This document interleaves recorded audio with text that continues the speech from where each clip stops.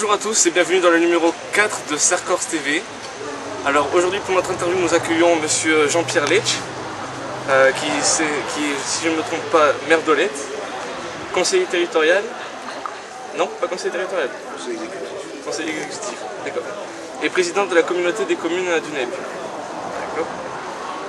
Alors déjà je vous remercie d'avoir accepté notre invitation pour l'interview et merci à vous de nous accueillir dans votre belle commune. Alors j'aurais quelques questions à vous poser. Que pensez-vous du sport équestre en Corse et plus particulièrement de l'endurance? Écoutez, je pense que le sport équestre tient une place importante au niveau des sports en général sur la région. Il se développe de plus en plus.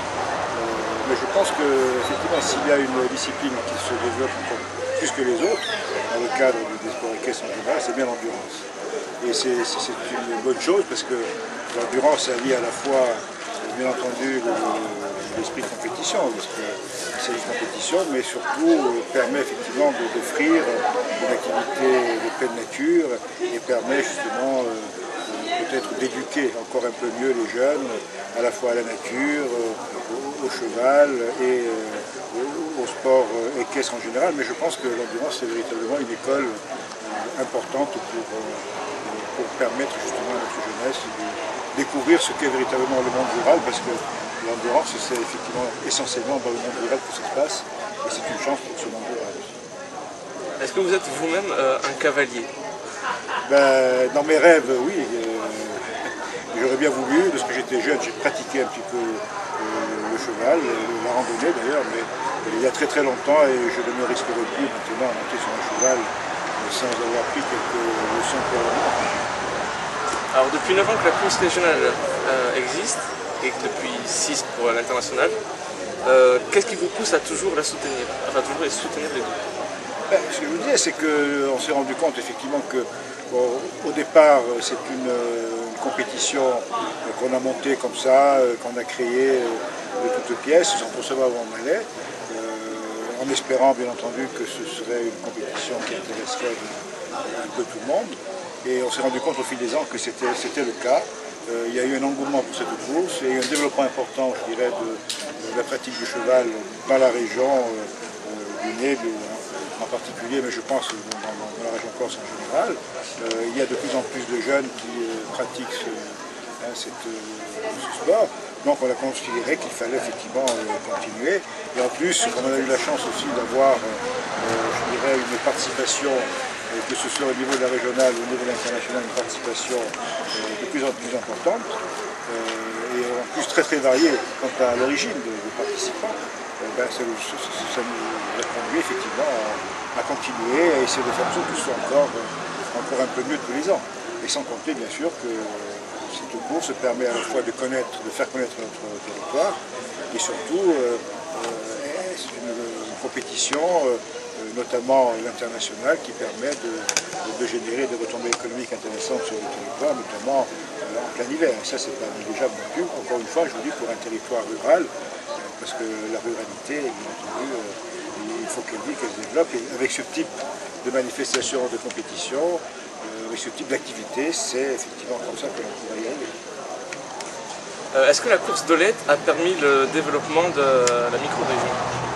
Il a contribué en tout cas, il a contribué. Je vous dis, il y a des retombées intéressantes sur le plan économique. Bon, au mois de novembre, pendant l'international, il est clair qu'il y a en général à peu près 300 personnes, 300 visiteurs qui viennent de l'extérieur, qui passent une dizaine de jours, ce qui veut dire que ce sont des gens qui vont dans les restaurants, qui vont dans les hôtels, qui louent des gîtes, qui achètent des produits locaux. Voilà, donc je pense que tout ça effectivement contribue à développer, je dirais, économiquement la région.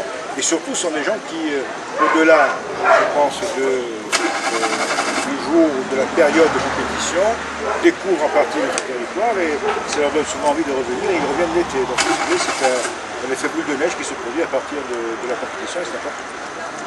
Alors est-ce que les 2 jours de la Conca d'Or, qui sont la compétition internationale qui se passe ici à Olette, est-ce qu'ils ont permis une reconnaissance internationale du village d'Olette?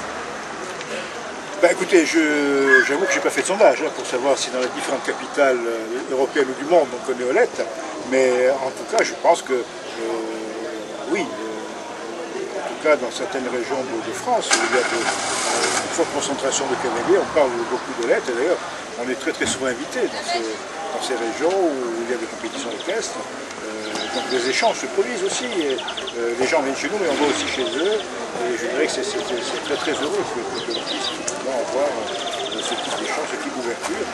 Donc je pense qu'Olette, avec le nez de sa globalité, effectivement, en tout cas dans le monde de l'équitation, je pense que c'est un village, un territoire qui est connu, qui est de plus en plus connu. Alors selon vous, comment voyez-vous l'évolution de cet événement?